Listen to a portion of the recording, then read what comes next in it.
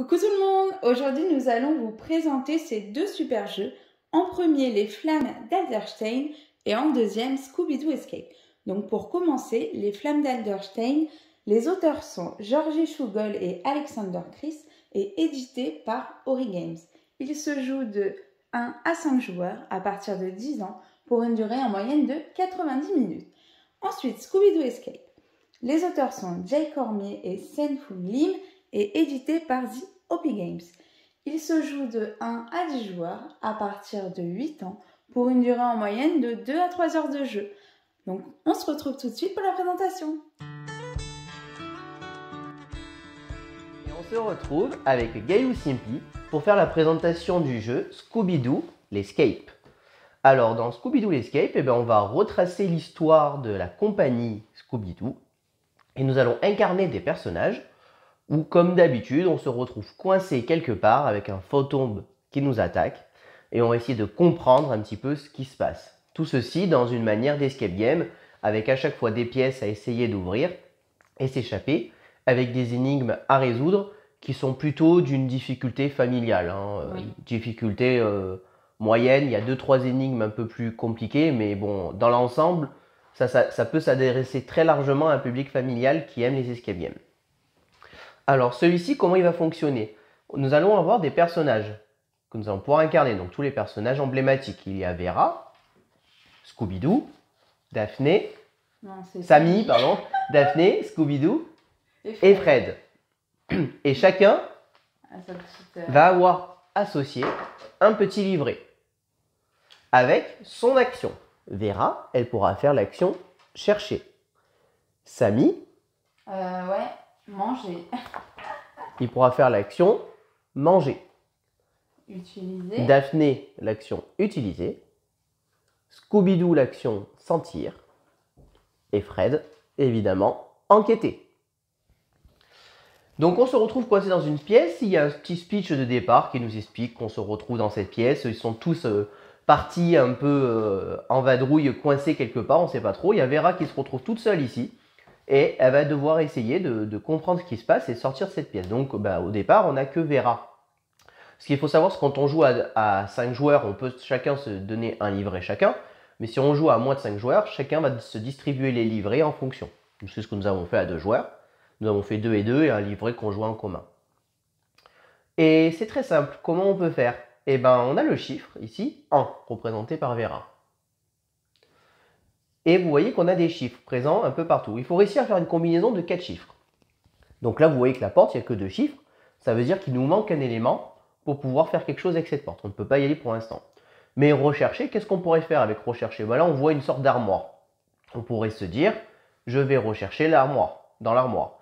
Et donc à ce moment-là, on va lire le petit pitch de Vera, 1401. Donc je vais aller à la page 1401. Mais il est vraiment excellent ce jeu. On l'a montré dans notre top, on a beaucoup apprécié. Et donc là, vous voyez qu'en 1401, il y a un petit speech. Donc je vais vous le lire. Tendant la main avec précaution, Vera ouvre la porte d'une ancienne armoire française. Elle est soulagée que rien ne lui saute au visage, en dehors de quelques moutons de poussière. Révéler la carte 1.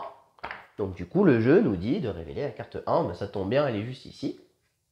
Et donc là, on voit l'intérieur de l'armoire, avec des nouvelles actions qu'on peut faire. On peut rechercher dans ce manteau. On peut essayer de rechercher, voir ce qui se passe avec cet altère. Ou rechercher... Non, ça c'est l'armoire. Et là, ça nous rappelle le numéro de l'armoire. Donc on peut la mettre là-haut pour le moment. Et on peut continuer. On peut se dire, par exemple, qu'est-ce qu'il y a dans la veste. Et ça nous donne le chiffre 1501. Et on va continuer comme ça. Donc je vais vous lire la partie 1501. Vera trouve une veste violette à l'étoffe raffinée, mais elle est à présent vieille et moisie. Vera enlève la veste du cintre et la secoue, envoyant de la poussière voler tout autour. Et quelque chose vole aussi hors de sa poche. Révéler la carte numéro 34. Donc là, on va chercher la carte 34. C'est la dernière, tu l'as bien coupée. Donc là, c'est une petite clé. Une petite clé avec un chiffre. Donc potentiellement avec... Potentiellement, on va pouvoir utiliser cette clé pour ouvrir une porte. Alors, dans les règles, on nous dit que quand on a un chiffre avec une clé, on peut l'associer de 2 manières. Ou on les associe l'un au début et l'un derrière, ou on peut mettre les deux côte à côte. Ce qu'il faut savoir, c'est que le personnage, toujours, son chiffre sera toujours le numéro 1. Ça va toujours être le chiffre mis, le premier, le plus à gauche. Bon là, de toute manière, étant 1, ça nous donnerait 1111. Donc on va essayer de voir si avec 1111, on peut ouvrir cette porte, peut-être. Donc au début, on joue qu'avec Vera, mais vous allez voir qu'on joue avec tous les personnages. Alors 1111. Vera essaie la clé dans la porte nord. Celle-ci s'ouvre. Vera entend des voix étouffées, mais elle ne voit personne dans la pièce. Placez la tuile manoir numéro 2 au nord du foyer et retirez du jeu la carte 34. Donc là, vous voyez, on a réussi à ouvrir la porte. Donc, on va enlever cette carte et on va révéler la tuile numéro 2. Ben oui, puisqu'on a réussi à ouvrir la porte. Et donc maintenant, on a accès à cette pièce, ici. Et donc là, par exemple, on pourrait aller voir ce qui se passe sur le piano ou voir ce qui se passe dans les papiers. Voilà. Il pourrait se passer plein de choses. Et donc, on va pouvoir faire ça comme ça. Donc, du coup, là, par exemple, ils disent « Vera entend des voix étouffées, mais elle ne voit personne dans la pièce. » Donc, du coup, on se dit « voix étouffée, qu'est-ce qui peut être en voix étouffée ?» Eh bien, par exemple, le piano, il peut y avoir quelque chose dans le piano, je ne sais pas. Donc, on verra tout ça. Et on va continuer ainsi de suite. Donc, on ne va pas aller plus loin pour ne pas vous spoiler le jeu. Mais là, vous voyez qu'apparemment, il y a de la nourriture. On voit ça, on voit un petit bout de papier. Ici, il y a une porte. On ne sait pas ce que ça peut donner. À chaque fois, une combinaison pour donner. Au début, on n'a que Vera, mais vous vous doutez bien que quand on va avoir d'autres personnages, on va pouvoir faire des nouvelles combinaisons. Bon, on se doute que manger l'armoire, ça ne sera pas forcément une très bonne idée. Mais peut-être que manger ici les plats sera une bonne idée. On ne sait pas. Là, on va au 2201 et puis après, on voit comment ça se passe. Voilà, donc là, on ne va pas vous le spoil puisqu'on ne sait même pas où est Samy à l'heure actuelle. Et ainsi de suite, on va pouvoir se développer. Évidemment, on va révéler des nouvelles tuiles manoirs qui vont nous révéler des nouveaux lieux et accéder aux nouveaux personnages. Il y a aussi ce qu'on appelle des enveloppes secrètes qui vont être révélées durant la partie.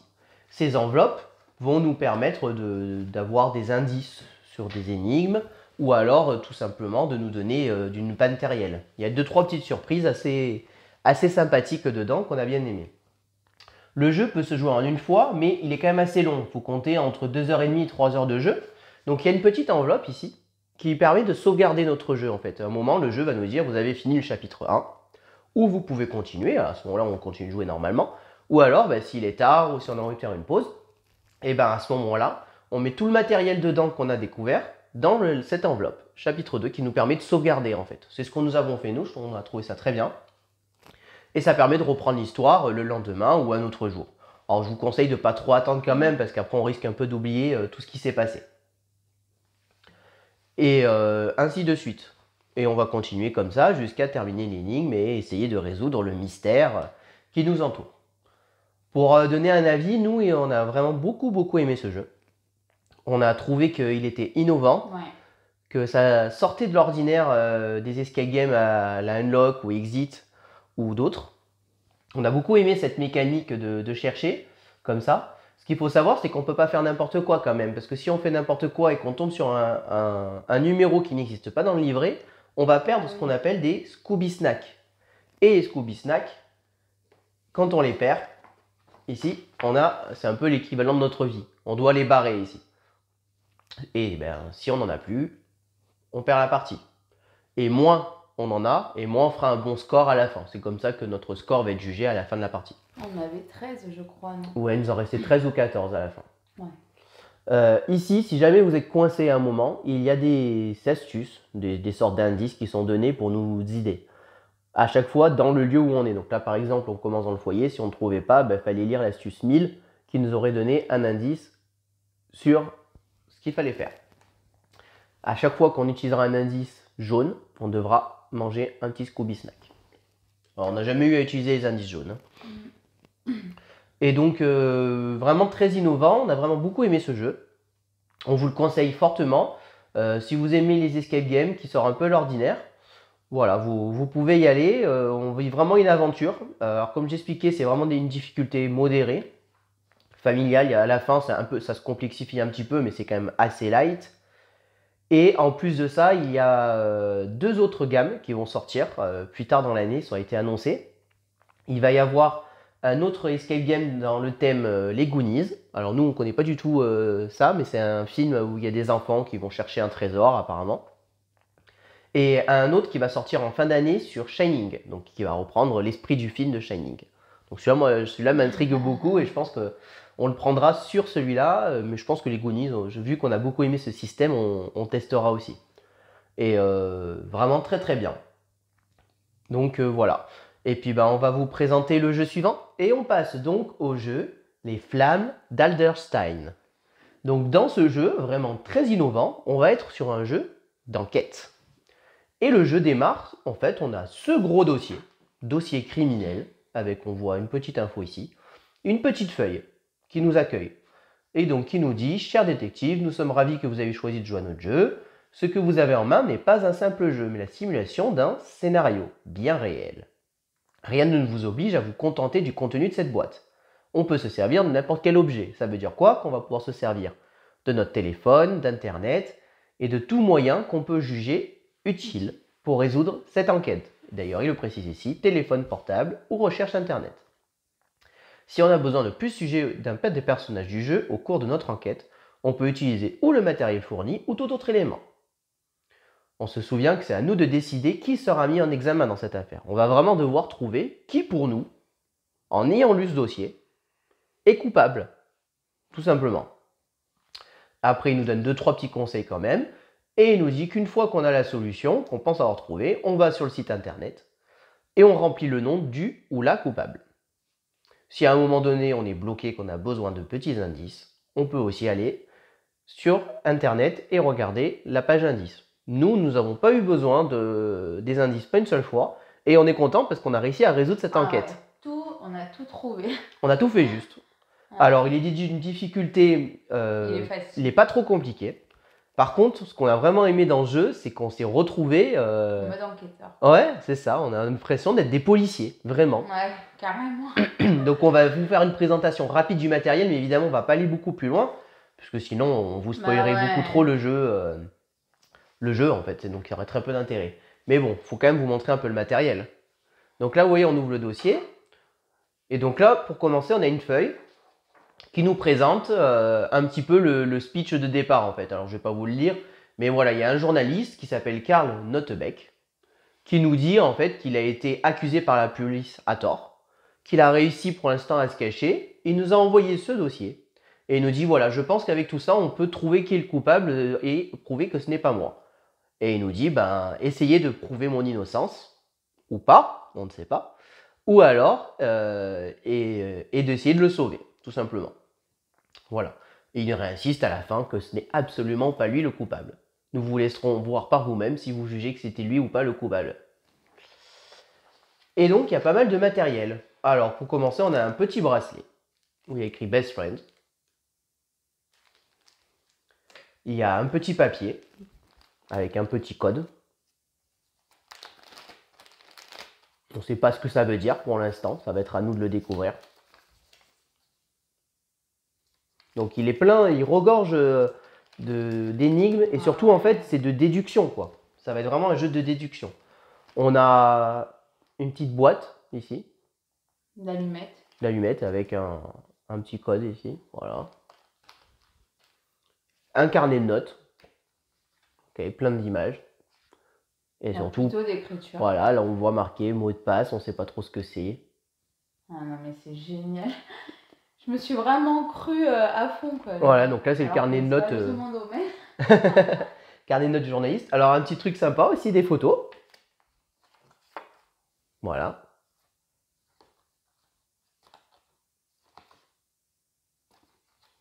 Après, si vous trouvez qu'on spoil trop, n'hésitez pas à partir. Hein. Voilà, il y a un peu de tout. Là, ici, on a un dessin. On a une enveloppe avec un contenu dedans. Un journal. Mais vraiment, vous voyez, le journal, quoi, hein, en plusieurs pages. Voilà, après à vous de voir, il y a des choses inscrites dedans. Et là, on a 23 feuilles. Et voilà, là, il y a 23 feuilles qui nous présentent un peu le dossier. Alors d'abord, là, ça, c'est pour nous. Donc, si vous ne voulez pas remplir dedans parce que vous voulez le prêter à un ami ou le revendre, Vous avez juste pas à remplir et recopier ce tableau quelque part qui permet de faire suspect, mobile, preuve alibi. Même, j'ai envie de dire, si vous avez un petit tableau et faire comme les enquêteurs et relier par des fils rouges les liens, vous pouvez encore plus vous régaler.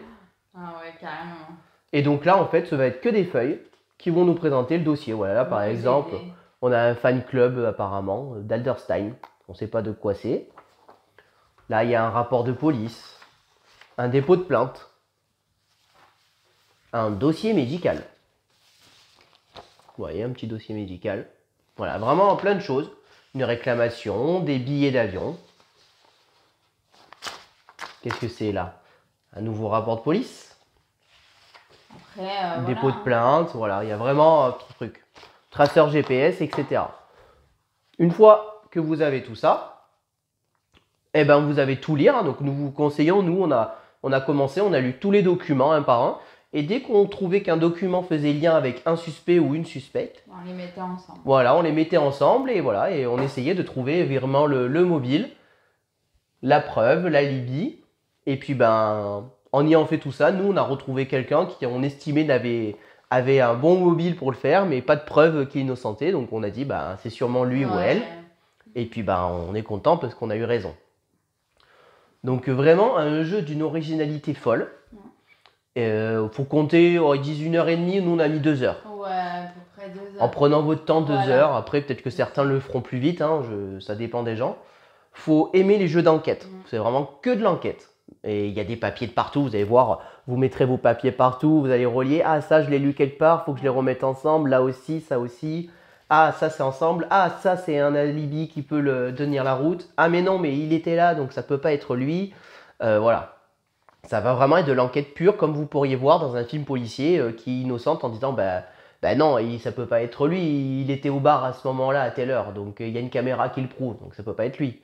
Et ben là, ça peut être un peu le même principe ici. Vous allez trouver plein d'indices qui vont dire si c'est ça là, ça peut pas être ça. Si c'est ça là, ça peut pas être ça. Voilà. Donc après, ça sera à vous de déduire tout. Il y a même plein de personnages où on découvre leur nom petit à petit. Enfin voilà, nous on a vraiment adoré ce jeu. Pareil, il va y avoir une gamme qui va être sortir.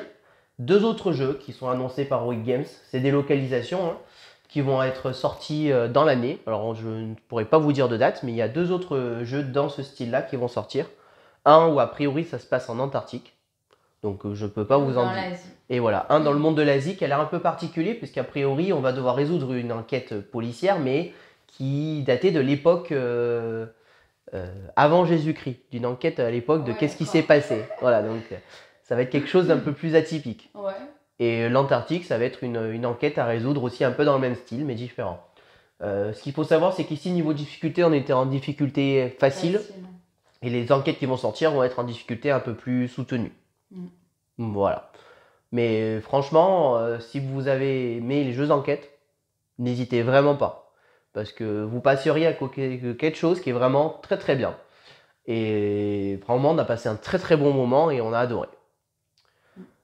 Et ben, nous allons terminer avec ceci. Donc, j'espère que cette vidéo vous a plu. Si vous avez aimé, n'hésitez pas à vous abonner à notre chaîne, à aimer la vidéo, à commenter la vidéo. Et puis, on vous dit à très bientôt pour de prochaines vidéos. Merci beaucoup, à bientôt, au revoir. Au revoir et n'hésitez pas à nous rejoindre sur nos réseaux sociaux.